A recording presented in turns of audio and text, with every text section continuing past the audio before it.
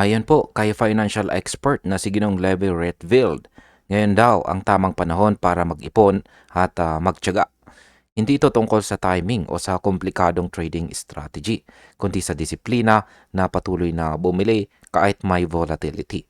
Sa kanyang pananaw, ang kasalukuyang market ay isang rare opportunity para sa mga matyagang trader na kaya pong maghintay hanggang sa susunod na bull run. Ang ganito pong pananaw ay nagpapalakas ng confidence sa mga long-term holders at maaari pong magpababa ng selling pressure sa short term. Kaya yan po ang siyang ating pag-uusapan sa video na ito.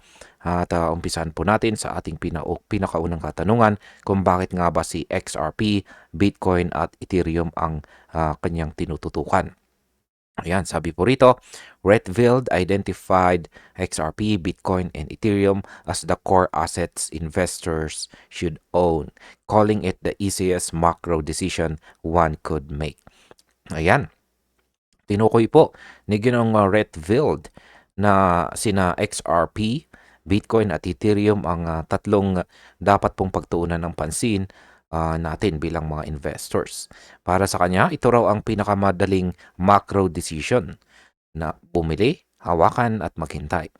Naniniwala po siya na sa mga darating na buwan, posibleng magkaroon po ng malakas na galaw pataas sa mga pangunahing digital assets na ito. Kaya sa market impact, ang pahayag na ito ay nagbibigay po ng bullish sentiment sa tatlong mga coins na ito, lalo na po kay XRP na matagal ng underpriced kumpara sa kanyang potensyal. Sunod na tanong ay ano naman ang karanasan niya sa nakaraang bear market? Yan, sabi po rito, Redfield referred to his own experience during the last bear market when his XRP holdings grew more than fivefold after consistent buying. Ayan, binahagi po ni Ginong Redfield na noong bear market ng taong 2024, araw-araw po siyang bumibili ng XRP bago ito tumaas ng higit 5 beses sa loob lamang ng ilang buwan. Ngayon daw ay pareho po ang market pattern.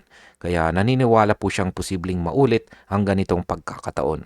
Para sa kanya, ang pagkakamali ng karamihan ay ang madaling pagbenta kapag bumababa ang presyo. Sa market impact, ang ganito pong testimony ay nakakapagbigay ng inspirasyon sa mga investors na huwag pong mag-panic sell at magtiwala lamang po sa long-term vision. Ngayon ay ano naman ang pinakamahalagang aral sa mensaheng ito? Sabi rito ay Redfield emphasized that the key to success is execution and investor discipline, buying quality assets and holding them through volatility. Ayan, ang pinakapunto po ni Ginong Redfield ay bumili ng dekalidad na crypto at huwag pong matakot sa short-term na galaw ng market. Ang disiplina at consistency raw ang tunay na susi. Marami raw ang nabibigo dahil sobra silang nakikinig sa market noise at madali po silang nadadala ng kanilang emosyon.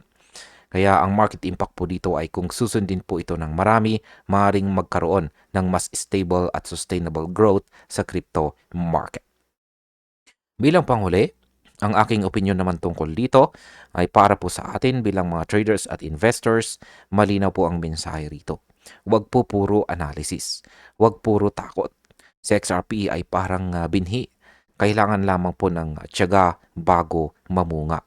Kung tama po ang timing at matibay ang loob, posibleng ang susunod na malaking galaw sa market ay magbibigay ng gantimpala sa mga marunong maghintay.